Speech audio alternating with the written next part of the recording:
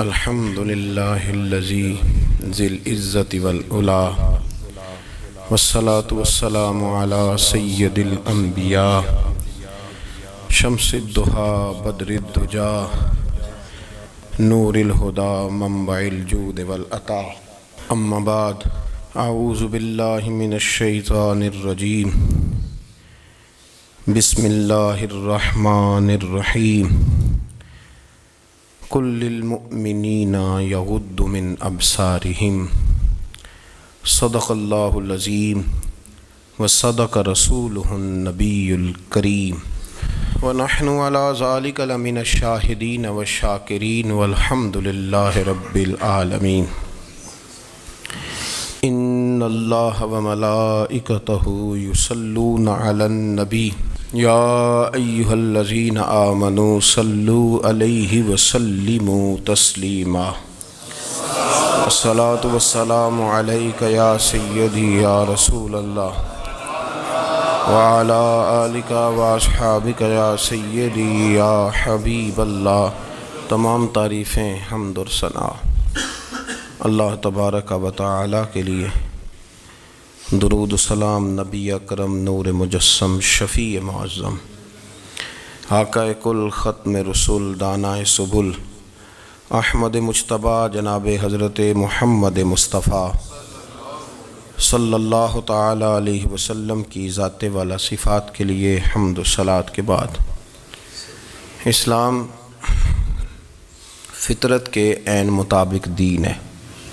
نبی پاک صلی اللہ تعالیٰ علیہ وسلم نے فرمایا ہے کہ میں اخلاق عالیہ کی تکمیل کرنے کے لیے دنیا میں آیا۔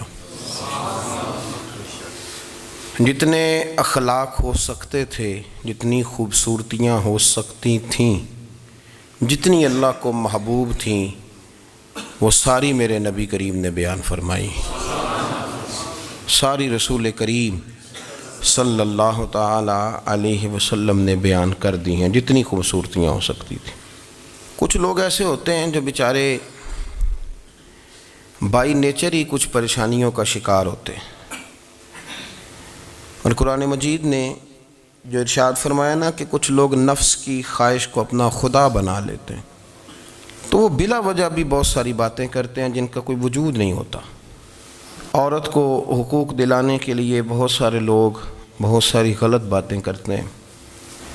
جو لوگ یہاں سے کسی کو لے جاتے تھے نا دبئی، دھوکہ دے کے اور لے جاتے تھے یورپ میں، عرب ممالک میں دھوکہ دے کے لے جاتے تھے، تو وہ بھی کوئی خواب ہی تو دکھاتے تھے کہ اتنے لاکھ تنخواہ ہوگی، اتنا کچھ ہوگا۔ وہاں جا کے پتہ چلتا تھا کہ جیب سے بھی دینے پڑیں گے کچھ۔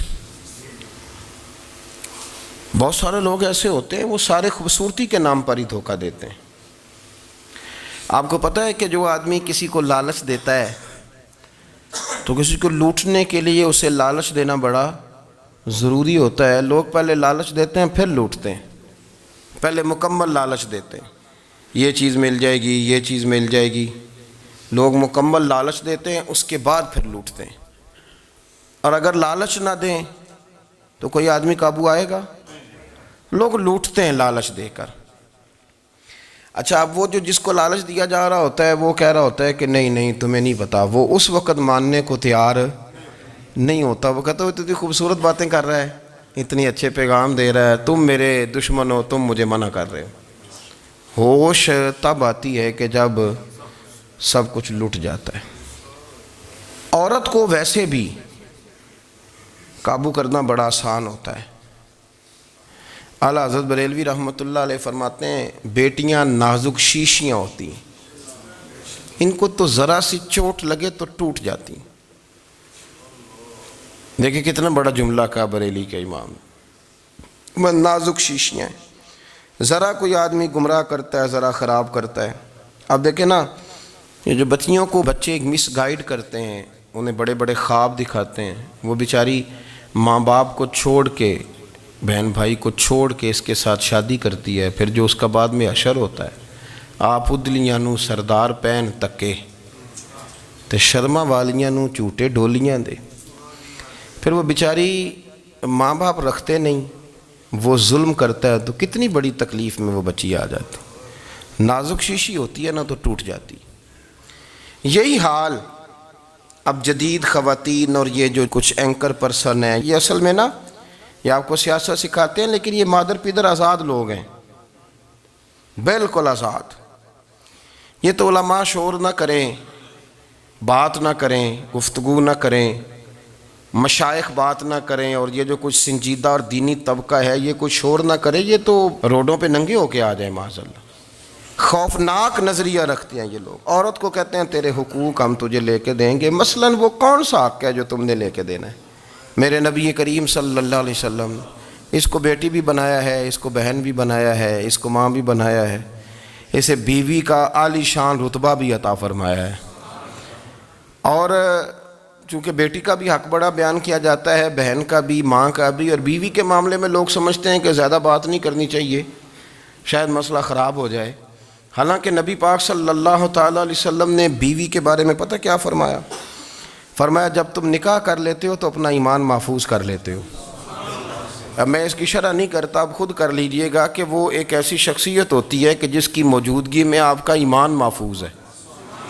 اب میں نہیں سمجھتا کہ اس سے بڑی بات کوئی اور ہو سکتی ہے، جس کی موجودگی میں آپ کا ایمان. اور بھئی یہ حدیث پاک عرض کر رہا ہوں، نکاح جب کوئی کر لے تو اس نے اپنا ایمان مکمل کر لیا. اس کا معنی یہ ہوا کہ آپ کا ایمان محفوظ ہے اس کی موجودگی میں. تو اس سے زیادہ بھی، یعنی ایمان سب سے قیمتی چیز ہے نا، تو اس کے محفوظ ہونے کی وجہ حضور نے نکاح بیان کر دی. اب میرا خیال ہے بی بی اگر کوئی اس سے بڑا حقوق مانگے گی تو بیوقوفی کرے گی. اتنا بڑا درجہ نبی کریم نے اسے عطا کر دیا، اتنا بڑا مقام دے دیا کہ تو خاوند کے ایمان کے محفوظ ہونے کا ذریعہ بن گئی ہے. عورت کو جو حقوق رسول کریم صلی اللہ تعالیٰ علیہ وسلم نے عطا فرمائے، نبی پاک نے جو حقوق دیے، دیکھیں نا، حضرت عبداللہ ابن عمر رضی اللہ تعالیٰ عنہ کی اہلیہ بیمار تھی تو جلدی سے وہ آئے. تو جب بہت جلدی ہو، سفر بڑا شدید تھا، تو آپ نے جلدی سے نماز ادا کی، جلدی سے چلے. آپ کے خادم کہنے لگے حضور خیریت ہے؟ فرمایا میری بیوی بیمار ہے. تو اس نے عرض کی حضور آپ کی اہلیہ بیمار ہے. تو آپ نے نماز بھی جلدی سے پڑھی، سفر بھی جلدی کیا. تو فرمانے لگے یہ وہ چیزیں ہیں جو ہمیں مدینے والے رسول نے سکھائی.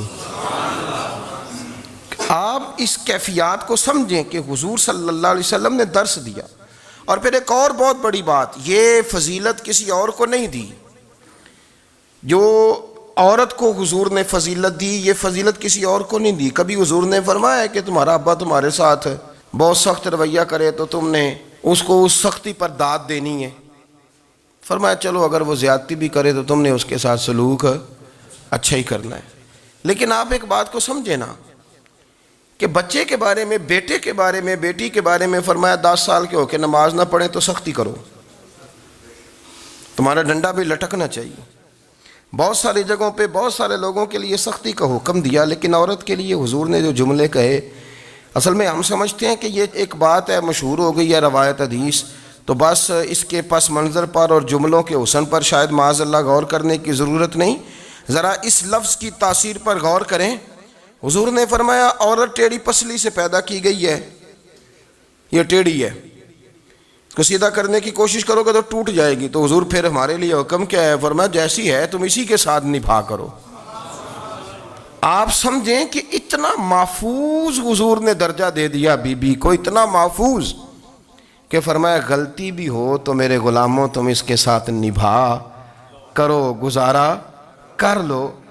کو کیا اور حق چاہیے عورت کو جس کو اس کی غلطیوں سمیت نبی پاک نے قبول کرنے کا حکم دے دی کہ اس کی کمزوریوں سمیت قبول کر لو. اب اس کو اور کیا کوئی کمزوریوں سمیت قبول کرتا ہے؟ کبھی آپ دکان پہ بیٹھے ہو تو آپ کہیں بھی اس میں یہ بھی غلطی، میرے مال میں یہ بھی کمزوری ہے، یہ بھی کمزوری ہے، یہ بھی کمزوری ہے، تو کر لے قبول. کرتا ہے کوئی؟ کوئی شخص ایسا ہو جو کسی چیز کی کمزوریاں بیان کر کے کہ اسے قبول کرو؟ پر رسول کریم صلی اللہ تعالیٰ علیہ وسلم نے نا ہمیں سبق دیا، حضور نے ہمیں درس دیا، نبی پاک نے ہمیں پیغام دیا. فرمایا یہ ٹیڑھی ہے، سیدھی کرنے کی کوشش کرو گے تو بیچاری ٹوٹ جائے گی، تو اس کے ساتھ نبھا کر جاؤ. آپ میری بات کو سمجھیے گا. چلیں میں اس پر ایک اور بخاری مسلم کی حدیث پڑھتا ہوں.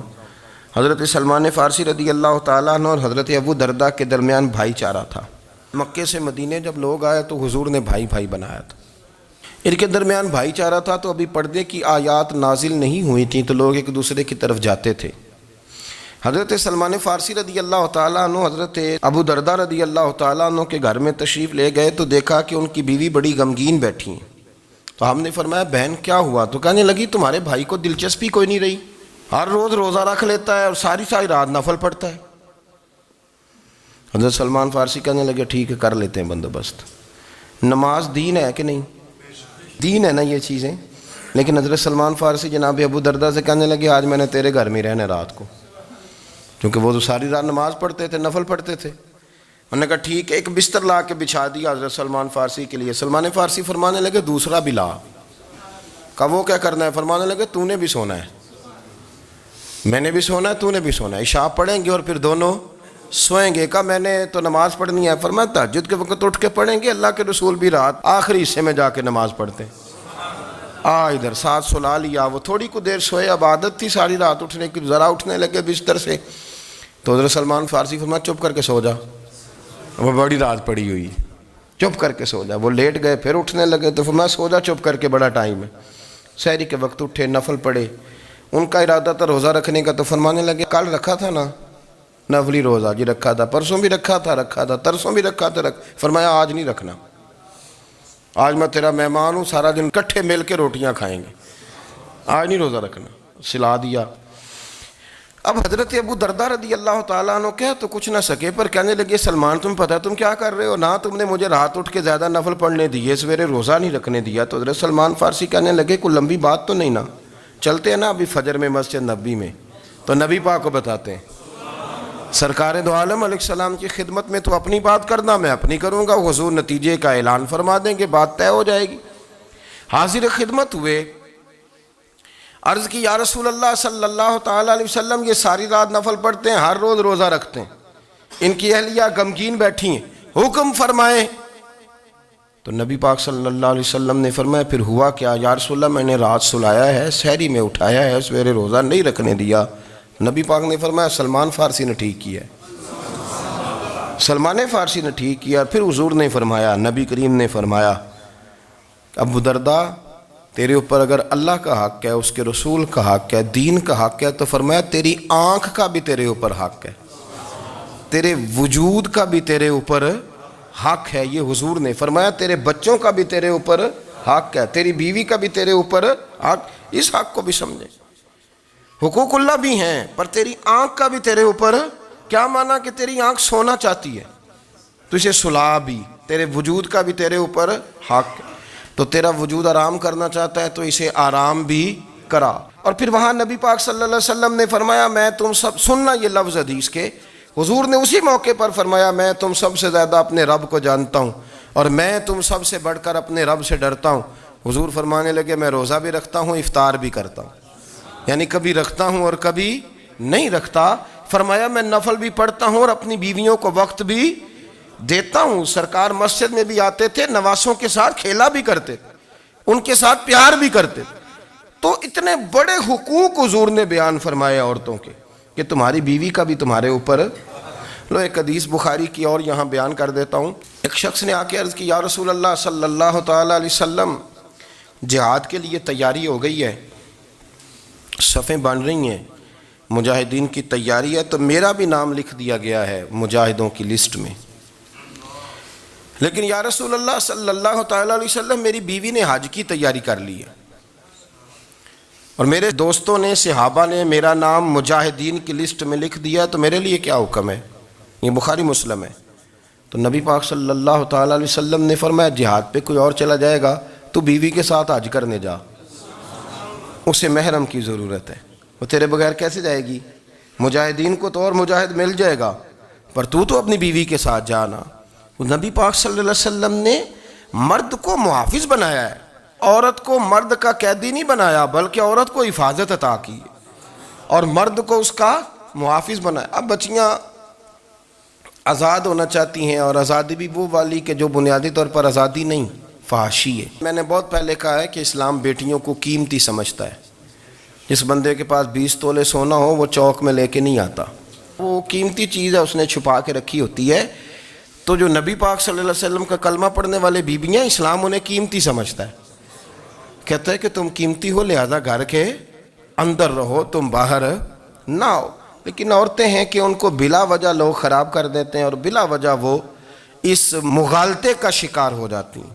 اب آگے بڑھتے ہیں، قرآن مجید نے سورہ نور کی آیت نمبر 30 میں کہا کہ کل للمؤمنین یغضوا من ابصارہم، فرمایا کہ اے محبوب علیہ السلام مومن مردوں سے کہہ دو کہ اپنی نظریں جھکا کے رکھیں، اپنی نظریں۔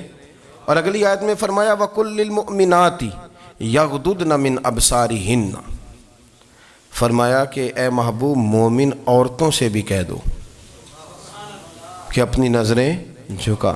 مرد بھی اپنی نظر جھکا کے رکھے گا عورت کی طرف، لیکن یہ ساری پابندی صرف مرد پر نہیں، عورت بھی غیر محرم کا چہرہ نہیں دیکھے گی، اس پر بھی اسی طرح نظر جھکانے کا حکم ہے جس طرح کہ وہ ہر دکاندار کو بھائی جان کہہ کے گفتگو کرنے کی اس کو بھی اجازت نہیں ہے کہ وہ بھی وہ سمجھے کہ پابندی تو مرد نے کرنی تھی، میں نے تھوڑی کرنی تھی۔ وہ جس کے پاس جائے، جہاں بھی جائے، ڈاکٹر کے پاس جائے، باہر جائے، تو وہ جس طرح مرضی اس کا دل چاہے وہ بات چیت کرے، اس کی عورت کو بھی اجازت اسلام نہیں دیتا۔ بنیادی طور پہ اسلام شرم و حیا کا دین ہے، حیا کی بات کرتا ہے۔ حیا کی جب ہم تعریف کرتے ہیں تو حیا کی تعریف یہ ہے کہ کوئی کبھی چیز دیکھ کے نہ تو آپ کی طبیعت میں کراہت محسوس ہو، آپ کوئی غلط جملہ منہ سے نکالتے ہوئے ذرا جھجکیں، آپ کوئی غلط بات کرتے ہوئے تھوڑا بوجھ محسوس کریں۔ ہمارے ہاں تیزی سے فروغ پایا ہے بے حیائی نے، سنگیوں کی محفلیں، یاروں کی محفلیں، اس میں غلیظ گفتگو ہوتی ہے، الا ماشاء اللہ۔ جن دوستوں کو بڑی پاک صاف گفتگو کرنی چاہیے، دوستی کا رشتہ بڑا مقدس رشتہ ہے، جو یہاں ایک دوسرے سے پیار کریں گے جنت میں بھی اکٹھے داخل کیے جائیں گے۔ شرط یہ ہے کہ پیار اللہ رسول کی رضا کے لیے ہو، لیکن اس کے اندر اگر آپ کی گفتگو کچی ہو، کمزور ہو، فحاشی والی ہو، عریانی والی ہو، وہ ہمارے ہاں تو اب اس کو لوگ فیشن سمجھتے ہیں، اس کو مردانگی کی علامت سمجھتے ہیں کہ وہ جی ساری باتیں جی وہاں ہو گئیں، اور جس کا جو جی چاہا اس نے کہا۔ آپ جب حیا کے دائرے میں ہوتے ہیں تو آپ خود بھی سکون محسوس کرتے ہیں۔ دیکھیں نا، آپ کو نیند سکون سے کہاں آتی ہے؟ جہاں کمرہ بند ہو، چاروں جانب دیوار ہے، اوپر چھت ہے، خالی دروازہ بھی کھلا ہوا ہونا تو جب بندہ سکون لینا چاہتا ہے تو کہتا ہے یار ذرا دروازہ ذرا بند کر دو۔ وہ اچھی طرح اپنے آپ کو چھپا لیتا ہے نا حیا کے پردے میں، تو اللہ اسے سکون عطا کرتا ہے۔ اور جو اس سے بھی زیادہ ٹھنڈی نیند میں جانا چاہتا ہے وہ کہتا ہے لائٹ بھی بند کر دو۔ اب وہ مکمل طور پہ سمجھتا ہے کہ میں چاروں جانب سے چھپ گیا ہوں، اگر میں کھل کے بھی سو جاؤں گا تو میرا چونکہ پردہ قائم ہے تو مجھے کوئی دشواری نہیں ہوگی۔ آپ جب چھپ جاتے ہیں، جب آپ حیا کے اندر سمٹ جاتے ہیں، جب آپ چادر کے اندر آ جاتے ہیں تو آپ بہت ساری جگہوں پہ آسانی محسوس کرتے ہیں۔ تو حیا تو آپ کو سکون دیتی ہے، حیا تو دل کو راحت دیتی ہے۔ میں بڑی ذمہ داری سے بات عرض کرتا ہوں، قرآن مجید نے نا ایک مقام پہ مذاق کو، ایک مزاح ہوتا ہے خوش طبی، وہ نہیں، مذاق اڑانا،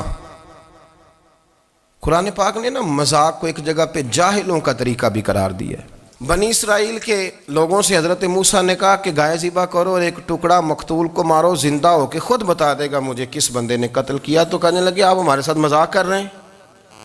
تو قرآن مجید کہتا ہے کہ حضرت سیدنا موسیٰ علیہ السلام فرمانے لگے اعوذ باللہ ان اکون من الجاہلین، فرمانے لگے میں اللہ کی پناہ مانگتا ہوں کہ میں جاہلوں میں سے ہو جاؤں۔ یہ مذاق کرنا تو جاہلوں کا طریقہ ہے۔ اگر آپ کی زبان سے بے حیائی کا جملہ نکل گیا، اگر آپ کی زبان سے بے حیائی کا جملہ نکل گیا، آپ نے کہہ دیا کہ ہم آزاد لوگ ہیں، جو مرضی کریں گے، جو مرضی کہیں گے، جو ہمارا دل میں آئے گا کریں گے، تو پھر تو لوگ آپ کا وہ حشر کریں گے کہ آپ سے برداشت ہی نہیں ہوگا۔ جس کا لوگ مذاق بنا لیتے ہیں اور جو مذاق بن جاتا ہے پھر اسے کوئی جینے دیتا ہے۔ آپ حیا کی چادر میں چھپیں گے تو بچیں گے۔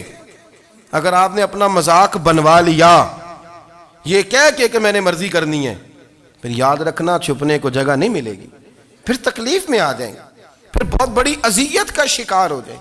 شرم و حیا، عرب کے اندر جو کنواری لڑکیاں تھیں ان میں بڑی حیا ہوتی تھی۔ الحمدللہ میں بڑے فخر سے کہتا ہوں کہ میرے پنجاب کی، میرے پاکستان کی بیٹیاں بھی 20 دفعہ ان کا ابا کہے تیری شادی کرنی ہے تو وہ آنکھ نہیں اٹھا پاتی آج بھی۔ یہ تو وہ چند لوگ ہیں جو کہتے ہیں ہم ہائی کلاس ہو گئے، ہمیں نہیں پتا کہ وہ روشن خیال ہو گئے ہیں کہ روغن خیال ہو گئے، پتہ نہیں کدھر چلے گئے۔ ورنہ ہماری بیٹیاں آج بھی جب ان سے ان کا باپ، ان کی ماں بات کرتی ہے تیری شادی کی، تو وہ تو شرم کے ساتھ پچھلے سے پچھلے کمرے میں چھپتی ہیں۔ یہ اللہ نے فضل کیا ہوا ہے اس ملت پر۔ تو عرب کی لڑکی بڑی حیا والی ہوتی تھی، اس سے کوئی بات کرنی پڑتی تھی تو 20 دفعہ بات کی جاتی، پھر بھی وہ عورت چھپتی پھرتی تھی۔ حضرت عائشہ صدیقہ رضی اللہ تعالیٰ عنہ فرمانے لگیں میرے نبی پاک صلی اللہ علیہ وسلم عرب کی کواری لڑکیوں سے بھی زیادہ حیا کرنے والے۔ قاضی اعجاز مالکی نے، شیخ عبدالحق محدث دہلوی نے، دیگر بزرگ جو سیرت نگار گزرے انہوں نے لکھا ہے کہ نبی پاک صلی اللہ علیہ وسلم کے اندر 100 مردوں سے زیادہ طاقت تھی، 100 مردوں سے زیادہ طاقت۔ اب جو بات کہنے لگا ہوں، جو نتیجہ دینے لگا ہوں، اس پر خاص توجہ آپ فرمائیں گے۔ ذرا فکری طور پر، نظریاتی طور پر ایک چیز کو سمجھیے۔ ہم سمجھتے ہیں کہ جوان لڑکا ہے جی جو مرضی کرے، عمر ہے جی۔ آپ ذرا بات پر غور کیجئے گا کہ حضور صلی اللہ علیہ وسلم میں طاقت 100 مردوں سے زیادہ ہے اور حیا کواری لڑکیوں سے بھی زیادہ ہے۔ ذرا اس بات کا تقابلی جائزہ کیجئے گا کہ طاقت 100 مرد سے زیادہ ہے لیکن حیا کواری لڑکی سے بھی زیادہ ہے۔ اس کا معنی یہ ہوا کہ جس ٹہنی کو پھل زیادہ لگ جاتے ہیں وہ جھکا کرتی۔ تو حیا تو حسن ہے، حیا تو آپ کو پاک صاف کرے گا، حیا تو آپ کو نرالا کرے گا، انوکھا کرے گا۔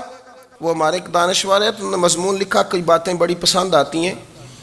وہ کہتے ہیں کہ میری اہلیہ، ان کو بھی کسی نے مس گائیڈ کر دیا تھا، حالانکہ اچھی خاتون ہے، کسی نے مس گائیڈ کر دیا۔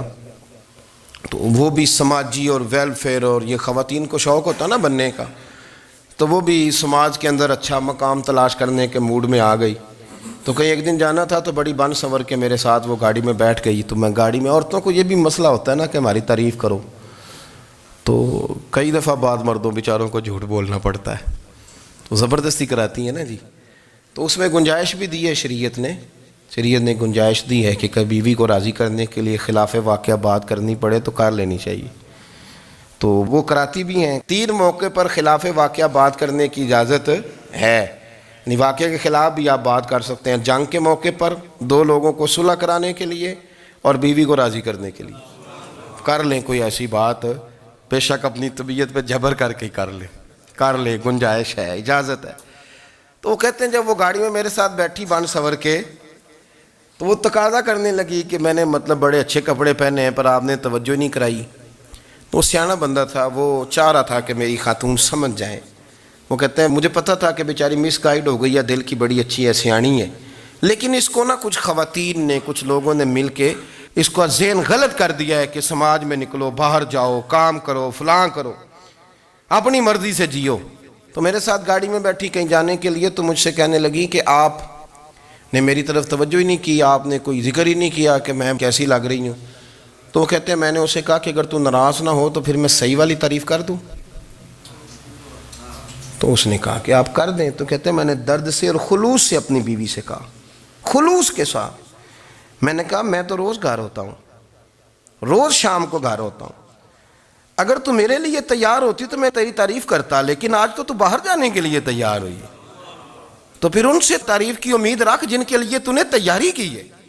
میرے لیے تیاری کرتی تو میں تو ہر شام تیرے پاس ہوتا ہوں۔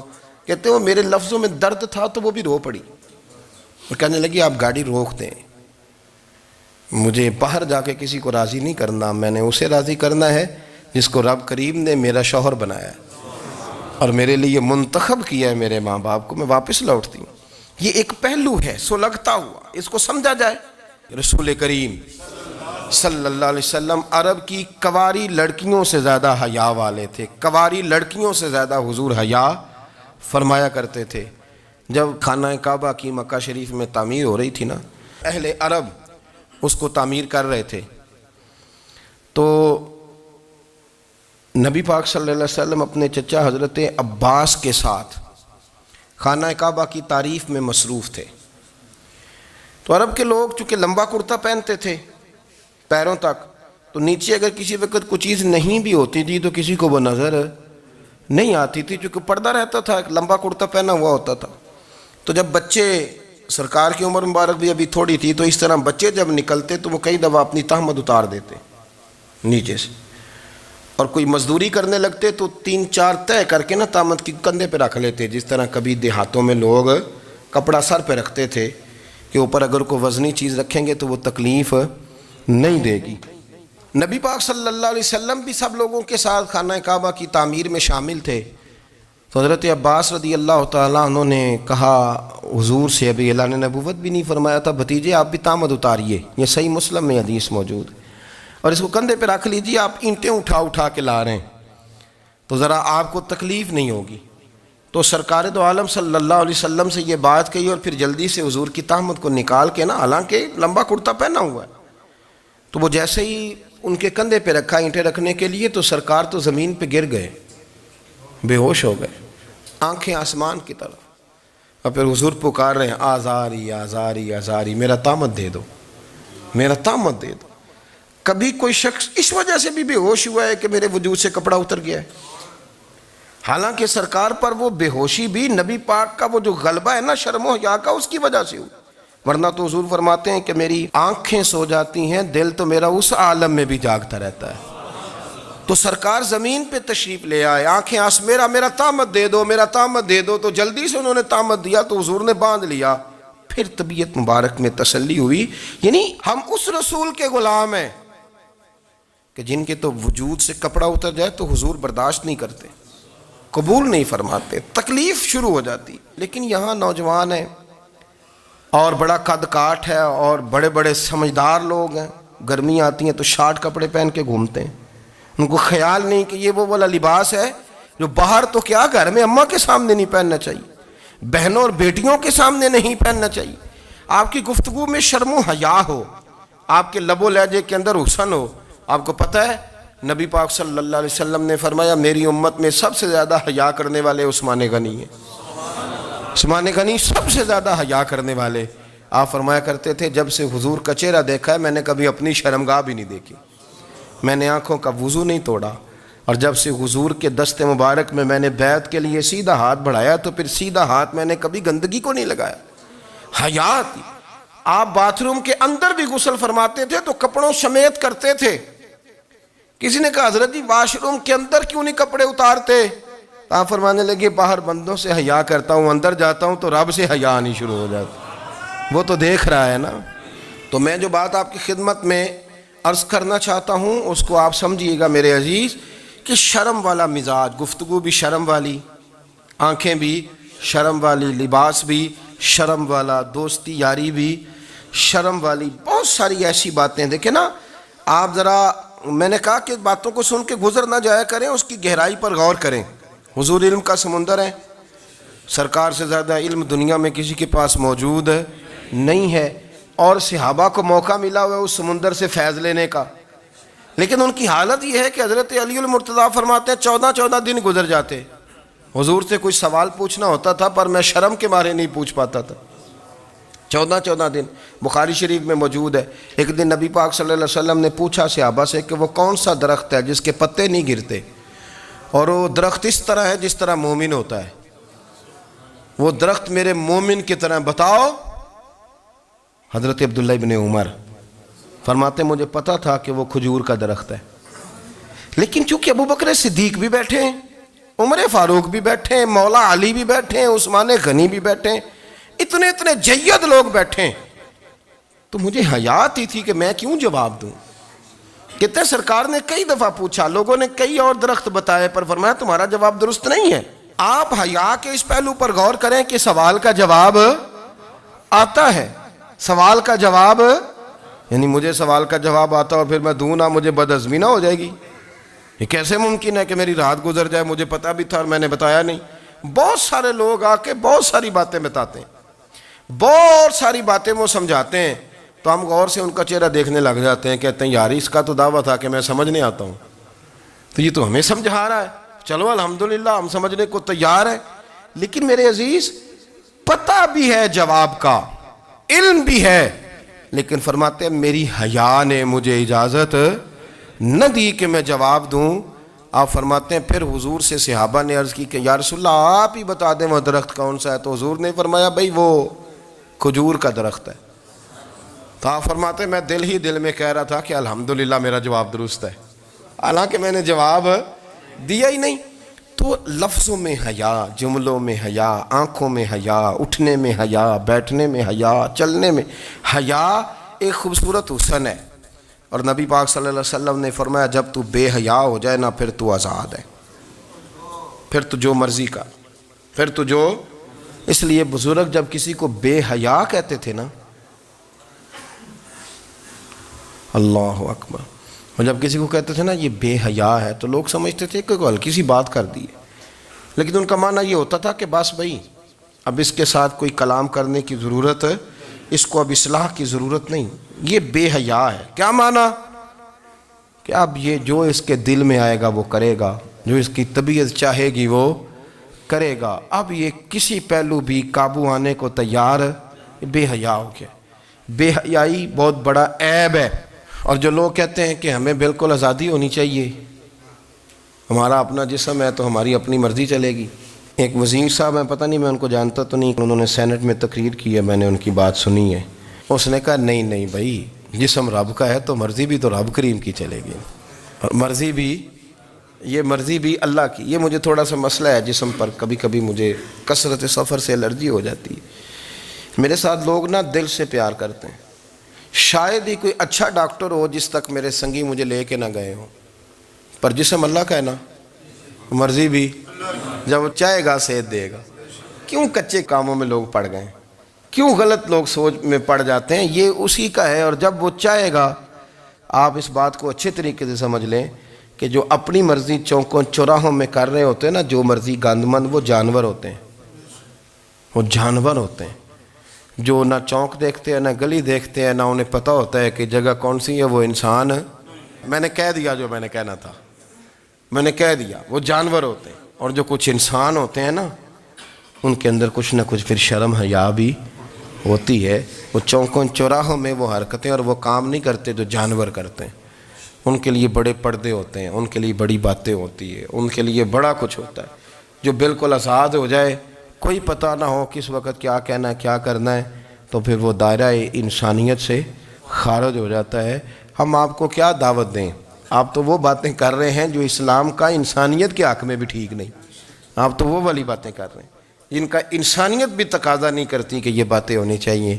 لیکن ایک بات، میں تو جذباتی نہیں ہوتا، میں بڑے غور سے چیزوں کو دیکھتا ہوں، سنتا ہوں، اور نہ میں ان موسمی مینڈکوں کی۔ وہ مجھے راتق صاحب کہنے لگے جی بڑے بڑے مولوی ایک بندے کے ساتھ بیٹھے ہوئے ہوتے تھے اور وہ روزے میں بڑے بڑے درس دیتا تھا، تو وہ بھی فلانی حرکتیں کر رہا ہے۔ تو میں نے کہا ہم نے تو پرانا کہا تھا کہ موسمی مینڈک ہے، تو پرانے کہہ رہے ہیں کہ اداکار ہے، تو وہ جہاں کاسٹ کریں گے وہاں وہ اداکاری کرے گا۔ آپ کسی مذہبی جگہ کر لیں تو وہاں کر لے گا، کہیں اور جگہ کریں گے تو ہم تو پرانا کہہ رہے ہیں۔ تو کسی کو کبھی سمجھ آتی ہے تو کسی کو کبھی اور جگہ جا کے سمجھ آتی ہے۔ ہم ان لوگوں سے پریشان نہیں ہوتے، کیوں؟ سن لیں، کوئی مایوسی نہیں، ان کے اندر جتنا زور ہے وہ لگائیں۔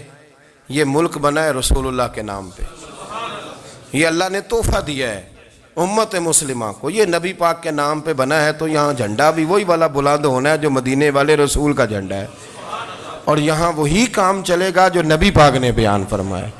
تو اس طرح کئی لوگ آتے ہیں، وہ شور شار کرتے ہیں، چلے جاتے ہیں۔ اتنے نہ پریشان ہوا کریں، بہت سارے لوگ تو بیچارے اس قابل بھی نہیں ہے کہ ان کا نام لیا جائے، مطلب اتنا ہم ان کو اہمیت دے دیں، ان کا ذکر کریں، ان کا نام لیں، ان کی بات کریں، وہ بیچارے اس قابل ہی نہیں ہے، مطلب سٹیٹس ہی نہیں ہے ہمارا، اتنے فارغ ہیں ہم کہ اب جو بندہ آئے گا کہانی چھیڑے گا تو ہم چھیڑ جائیں گے۔ اور بھائی اللہ کا فضل ہے الحمدللہ تعالی، لوگوں نے بڑا شور کیا، اور بڑے زمانے سے دنیا شور کر رہی ہے، پر اللہ کے گھر مسجدیں بھری ہوئی ہیں، مسجدیں بھری ہوئی ہیں۔ ہماری بیٹیاں پردے کرتی ہیں، پردے کو پسند کرتی ہیں، وہ حجاب میں رہتی ہیں، وہ سمجھتی ہیں کہ ہمارا اصل حسن کیا ہے۔ تو یہ پراپوگنڈا پرانا چلا آ رہا ہے، اس کا اللہ کے فضل سے امت مسلمہ پہ نہ کبھی اثر ہوا ہے اور نہ کبھی ہوگا انشاءاللہ۔ اللہ تعالی ہمیں حق پر استقامت عطا فرمائے۔